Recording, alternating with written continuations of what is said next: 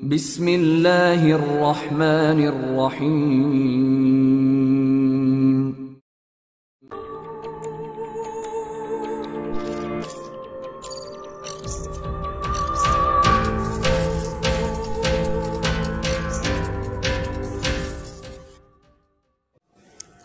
अस्सलाम वालेकुम दोस्तों।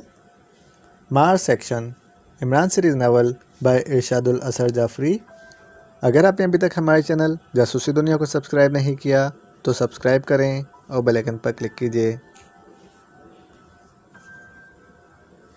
कोइन ज़मीनी बाशिंदों को आपने फ़रार कराया है, किंग अताकोक ने नाराज़ लहजे में कहा। वो इस वक्त अपने बेडरूम में बैठे हुए थे। किंग अताकोक कोइन से बहुत सख्त नाराज़ थे। ज़मीनी लड़की से आपकी शादी मुनासिब नहीं थी। आप इस लड़की का ख्याल दिल से निकाल दें, वरना हमें बहुत ज़्यादा नुकसान उठाना पड़ेगा। कौन हमें नुकसान पहुंचाएगा? किंग अताकोक ने उसीले लहजे में कहा। क्वीन किंग अताकोक की बात का जवाब देना चाहती थी कि इसी लम्हे प्रिंसेस अतिकोक बेडरूम में दाखिल हुई। आपने एक बार फिर सौतेलेपन का मुजाहरा किया है मम्मी। आपने मेरी पसंद के नौजवान को डरा धमका कर भगा दिया है, अतिकोक ने मुंह बनाते हुए कहा। मैंने इन्हें नहीं भगाया, वो खुद ही किसी तरीके से भाग निकले हैं, क्वीन ने कहा। हम सब जानते हैं कि ऐसा होना मुमकिन नहीं है, किंग अताकोक ने कहा। अब आप मेरी बातों का एतबार ना करें तो मैं क्या कर सकती हूँ, क्वीन ने कहा। मम्मी, मैं आपको माफ़ नहीं करूँगी। मैंने तनवीर को तलाश में अपने एजेंट्स भेज दिए हैं। अगर तनवीर ना मिल सका तो आपकी और मेरी जंग शुरू हो जाएगी, अतिकोक ने धमकी देते हुए कहा। आप दोनों ज़मीनी बाशिंदों के लिए पागल हो रहे हैं, हालांकि वो ज़मीनी बाशिंदे हमारे मरीख के लिए ख़तरा हैं, क्वीन ने कहा। और इसी लम्हे किंग अताकोक के ज़ाती खादिम का खाका दीवार में ज़ाहिर हुआ तो किंग ने उंगली के इशारे से दरवाज़ा ज़ाहिर किया और वो खादिम अंदर आ गया। मोजेस किंग, एक्स एजेंसी के चीफ आए हैं और कोई फौरी ख़बर आप तक पहुंचाना चाहते हैं। इसे यहीं ले आओ। कौन सी ऐसी खबर है जो तुम फौरी तौर पर हम तक पहुंचाना चाहते हो, किंग अताकोक ने पूछा। मोजेस किंग, किंग पाक ने अपनी फ़ौज को सन सिटी पर चढ़ाई करने के लिए तैयार होने का हुक्म दे दिया है, चीफ ने रुकू के बल झुकते हुए कहा। तो किंग अताकोक बुरी तरह चौंक पड़ा और साथ ही क्वीन और प्रिंसेस अतिकोक भी चौंक पड़ी। क्या किंग पाक का दिमाग ख़राब हो गया है? किंग अताकोक ने हैरत भरी लहजे में कहा। वो ज़मीनी लड़की की खातिर आपसे और किंग मराठ से जंग के लिए तैयार है। वो ज़मीनी बाशिंदे जिस मुल्क में भी होंगे, किंग पाक ने इस पर हमला कर देना है। हम इसकी फ़ौज को कुचल कर रख देंगे। वो इधर का रुख तो करे, किंग अताकोक ने गुर्राते हुए कहा। मैंने तो पहले ही कह दिया था कि ज़मीनी बाशिंदे मरीख पर तबाही का बाइस बनेंगे, क्वीन ने कहा। आप खामोश रहें, किंग अताकोक ने क्वीन को बुरी तरह झाड़ते हुए कहा। तो वो सहम गई। मैंने कोई गलत बात तो नहीं की, क्वीन ने कहा, लेकिन इस मरतबा क्वीन का लहजा नहायत ही मौतबाना था। किंग अताकोक ने इसे गुस्सीली नज़रों से देखा लेकिन ज़बान से कुछ नहीं बोला। तुम मेरे साथ मेरे ऑफिस चलो, किंग अताकोक ने एक्स एजेंसी के चीफ सीलाक से कहा। डैड, मैं भी आपके साथ आऊँ? आना चाहो तो आ जाओ, किंग अताकोक ने कहा और फिर वो दरवाजे की तरफ बढ़ गए। चल लम्हों बाद वो तीनों ऑफिस पहुंच गए। ऑफिस में पहुंचकर किंग अताकोक ने उंगली का इशारा करके कुर्सियां जाहिर की तो सबसे पहले किंग अताकोक कुर्सी पर बैठ गए। सीलाक, तुम ब्लू सिटी के किंग पाक के एक एक पल की खबर रखो और हमें रिपोर्ट देते रहो। हम अपनी फ़ौज के आला अफसर को तैयारी का हुक्म दे देते हैं। आपके हुक्म की तामील होगी मोजेस किंग, सीलाक ने कुर्सी से सर उठाकर कहा। ठीक है, अब तुम जा सकते हो, किंग अताकोक ने कहा। तो सीलाक ने सर झुकाकर सलाम किया और ऑफिस से बाहर चला गया। इसके जाने के बाद किंग अताकोक ने हवा में एक खाका बनाया तो चंद लम्हों बाद ऑफिस का दरवाज़ा खुला और एक मरीखी बाशिंदा अंदर आ गया। इसने किंग और अतिकोक को झुककर सलाम किया। बैठो नोराक, किंग अताकोक ने कहा तो आने वाला कुर्सी पर बैठ गया। शुक्रिया मोजेस किंग। नोराक, हमारे एजेंटों ने इत्तला दी है कि किंग पाक सन सिटी पर हमले का प्रोग्राम बना रहे हैं, किंग अताकोक ने नोराक से मुखातिब होकर कहा, जो फौज का आला अफसर था।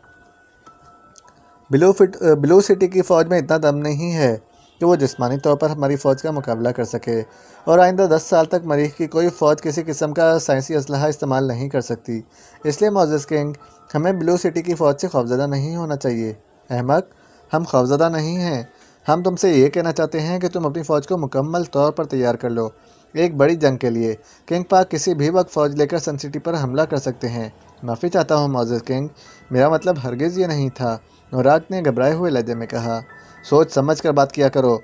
अब तुम जाओ।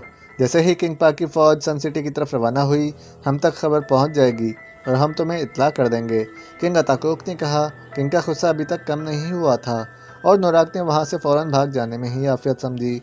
किंग अताकोक के गुस्से के बावजूद इसकी जान बच गई थी और ये इसके लिए बहुत बड़ी बात थी। ऐसा शायद इसलिए हुआ था कि किंग अताकोक जंग का खतरा महसूस कर रहे थे। अगर हालात नॉर्मल होते तो इस बात पर लाजमन इन्होंने नौराक को हलाक कर देना था। डैड, क्या वाकई किंग पागल हो गए हैं? अतिकोक ने कहा। लगता तो ऐसा ही है।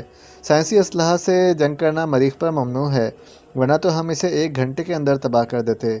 डैड, साइंसी असलहा के बगैर भी हमारी फ़ौज ब्लू सिटी की फ़ौज से बेहतर है। अगर किंग पाक यहाँ फ़ौज लेकर आए तो बुरी तरह शिकस्त खाएंगे। हम चाहते हैं कि वो फ़ौज लेकर आए ताकि इसकी नज़रें हमेशा के लिए झुक जाएं। किंग अताकोक ने कहा। डैड, मेरे ज़ाती एजेंट भी ज़मीनी बाशिंदों की तलाश में हैं। मुझे उम्मीद है कि वो जल्द इन्हें तलाश कर लेंगे। इसके साथ ही मेरे जहन में एक तजवीज़ भी है। बोलो। डैड, तनवीर से मैंने शादी करनी है और जूलिया से आपने, जबकि स्टार सिटी वालों को हम इमरान की ज़रूरत है। जैसे ही हमें ज़मीनी बाशिंदे मिलें, हम इमरान को किंग मराठ के हवाले कर दें। इस तरह वो खुश हो जाएंगे। फिर हम दोनों मिलकर ब्लू सिटी वालों का कुछ ऐसा इंतज़ाम करें कि ये आइंदा कोई गलत हरकत करने का सोच भी ना सकें। तजवीज़ तो आपकी बहुत अच्छी है, लेकिन किंग मराठ इस तजवीज़ को पसंद नहीं करेंगे। इन्हें क्या एतराज़ हो सकता है? हम तो इन्हें इनके काम का आदमी दे रहे हैं। तीनों बाशिंदे इनके मेहमान हैं और किंग मराठ ने इन्हें खुश करके इमरान से काम लेना है। और इमरान इस वक्त खुशी खुशी काम करेगा जब इसके साथी इसके साथ होंगे। इसका मतलब है कि हम किंग मराठ से इत्तेहाद नहीं कर सकते।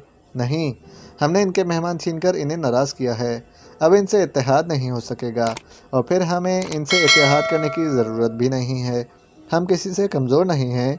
किंग अताकोक ने कहा। यस डैड, हम किसी से कम नहीं हैं। इस मर्तबा अतिकोक ने मुस्कुराते हुए कहा। ओह! अचानक अतिकोक ने मुस्कुराते हुए चौंकते हुए कहा तो किंग ने इसकी तरफ देखा। क्या हुआ प्रिंसेस? शायद ज़मीनी बाशिंदों की खबर है, अतिकोक ने कहा और फिर इसने आंखें बंद कर ली। तो किंग अताकोक इसे गौर से देखने लगे।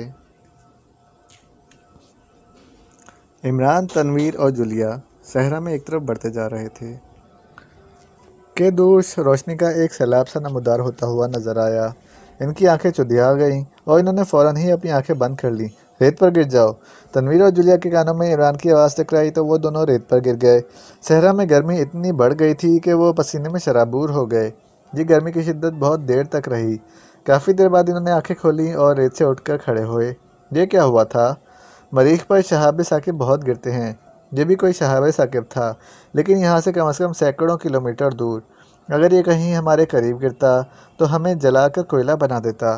तुमने सुना नहीं था कि मरीखी मखलूक इसीलिए पहाड़ों के नीचे और सतह मरीख के नीचे आबादी बना कर रहते हैं ताकि शहाब साकिब के असरात से महफूज रह सकें। फिर तो शहाब साकिब हमारे करीब भी गिर सकता है। हाँ बिल्कुल, किसी भी वक्त शहाब साकिब का कोई टुकड़ा हमें आकर लग सकता है, इमरान ने कहा।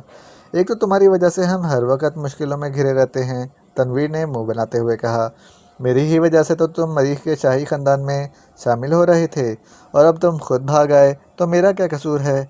इमरान ने मुंह बनाते हुए कहा, जबकि इसके चेहरे पर मख्फी सी मुस्कुराहट भी उभर आई थी। तुम खुद ही इस मरीखी शरादी से शादी कर लेते, तनवीर ने बदस्तूर मुंह बनाते हुए कहा। इसने तुम्हें पसंद किया था। अगर वो मुझे शादी की ऑफ़र करती तो मैं कभी ना भागता। अच्छा, तुम इस सपनी से शादी कर लेते, जूलिया ने इमरान को घूरते हुए कहा। सपनी? तुम मरीखी शहजादी को सपनी कह रही हो? और नहीं तो क्या, मरीखी मखलूक की जिल्द बिल्कुल सांपों जैसी है, जूलिया ने कहा। अच्छा, एक बार मुझे अतिकोक मिल जाए तो मैं तुम्हारी शिकायत लगाऊंगा इससे, ये जानते हुए भी कि जो चुगलखोरी नहायत बुरी बात है, इस मर्तबा तनवीर से कहा। एक आली मर्तबत प्रिंसेस को सपनी कह देना भी तो बुरी बात है, इमरान ने कहा। तनवीर, इमरान से बहस मत करो, तुम जानते हो कि इसे हर जगह और हर वक्त फजूल बोलने की आदत है, जूलिया ने तनवीर से मुखातिब होकर कहा। जूलिया की बात सुनकर तनवीर खुश हो गया और इसका चेहरा खुशी से खिल उठा। अब हमेशा यहीं खड़े रहना है या आगे भी बढ़ना है, इमरान ने इन दोनों से मुखातिब होकर कहा। बातों में फजूल वक्त तुम ज़ाया करते हो और पूछ हमसे रहे हो। चलो, तनवीर ने कहा तो इमरान ने मुस्कुराते हुए कदम आगे बढ़ा दिए। तनवीर और जूलिया भी इसके साथ साथ चलने लगे। वो तकरीबन आधे घंटे चले होंगे कि इन्हें एक जगह रुकना पड़ा, क्योंकि इनसे कुछ फासले पर अचानक ही रेत का एक फवारा सा फूट पड़ा था। रेत बहुत नीचे जा रही थी और फिर जिस जगह पानी के कतरे ज़मीन पर गिरते हैं इसी तरह गिरने लगी। इसकी क्या वजह है इमरान? सहरा में रेत का फवारा फूट पड़ा है। धूप की गर्मी या शहाब साकिब की गर्मी ज़ेर ज़मीन गैसों को जब सेटअप कर देती है तो ये गैसें अपना हजम बढ़ा लेती हैं। और इन गैसों का शदीद दबाव जब रेत पर पड़ता है तो ये रेत फव्वारे के फूट पड़ते हैं, इमरान ने कहा, और फिर वो इस फव्वारे से बचते हुए आगे बढ़ने लगे। मजीद वो 1 घंटा चले होंगे कि अचानक एक बॉक्स इनके करीब जाहिर हो गया और 3 मरीखी बाशिंदे निकल आए। मोअज़्ज़िज़ तनवीर, हम तो बहुत देर से आपको तलाश कर रहे थे। इनमें से एक ने तनवीर से मुखातिब होकर कहा, यकीनन ये तुम्हारा माल लेकर गायब हो गया था, इसलिए तुम इसे तलाश कर रहे थे। हम तुम्हारी बात का मतलब नहीं समझे, क्या कहना चाहते हो तुम? मरीखी बाशिंदे ने इमरान से पूछा। हमारी ज़मीन पर लोग एक दूसरे का माल लेकर भाग जाते हैं, इन्हें चोर कहा जाता है, मोअज़्ज़िज़ नहीं। ये माल क्या होता है? मरीखी बाशिंदे ने इमरान से पूछा तो इमरान ने इसे माल के बारे में समझा दिया। हमारे यहाँ तो कोई किसी का माल लेकर नहीं भागता, मरीखी बाशिंदे ने कहा। फिर तुम मोअज़्ज़िज़ तनवीर को क्यों ढूंढ रहे थे? हम मोअज़्ज़िज़ प्रिंसेस के ज़ाती एजेंट्स हैं और इन्होंने हमें हुक्म दिया है कि हम मोअज़्ज़िज़ तनवीर को तलाश करके इन तक पहुँचा दें। अब हम इनसे गुजारिश करते हैं कि ये हमारे साथ चलें, एक मरीखी बाशिंदे ने तनवीर से मुखातिब होकर कहा। इन्होंने शुरू से ही देख लिया था कि मरीखी बाशिंदे जितनी भी तादाद में होते थे, इनमें से सिर्फ एक बात करता था, बाकी एक लफ्ज़ भी मुँह से नहीं निकालते थे। बोलने वाला इस ग्रुप का इंचार्ज होता था। मैं तो तुम्हारे साथ चलूं और मेरे ये साथी? तनवीर ने मरीखी बाशिंदे से मुखातिब होकर पूछा। इनके बारे में मोअज़्ज़िज़ प्रिंसेस ने हमें कोई हिदायत नहीं दी। आपकी मर्ज़ी है, आप इन्हें अपने साथ ले चलें या यहीं छोड़ दें। और अगर मैं भी तुम्हारे साथ जाने से इनकार कर दूं तो फिर? तनवीर ने पूछा। आप ऐसा नहीं कर सकते, आपकी तो प्रिंसेस से शादी होने वाली है, मरीखी बाशिंदे ने कहा। मैं ऐसा कर रहा हूँ, तुम चले जाओ, मैं तुम्हारे साथ नहीं जा सकता। प्लीज़ सर, इनकार मत करें, मरीखी बाशिंदे ने मिन्नत भरे लहजे में कहा। मैं इनकार कर चुका हूँ सर, प्रिंसेस का हुक्म है कि आपको हर हाल में इन तक पहुँचाया जाए, मरीखी बाशिंदे ने कहा। अब इसका लहजा भी तब्दील हो गया था। तुम मुझे धमकी दे रहे हो? नहीं सर, मैं धमकी नहीं दे रहा, मैं तो गुजारिश कर रहा हूँ कि आप हमारे साथ चलें, मरीखी बाशिंदे ने इस मरतबा फेल नरम लहजे में कहा।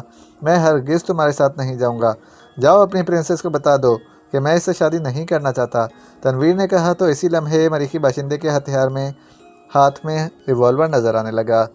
तुमने मुझ पर हथियार निकाल लिया है, तनवीर ने वसीले लहजे में गुर्राते हुए कहा।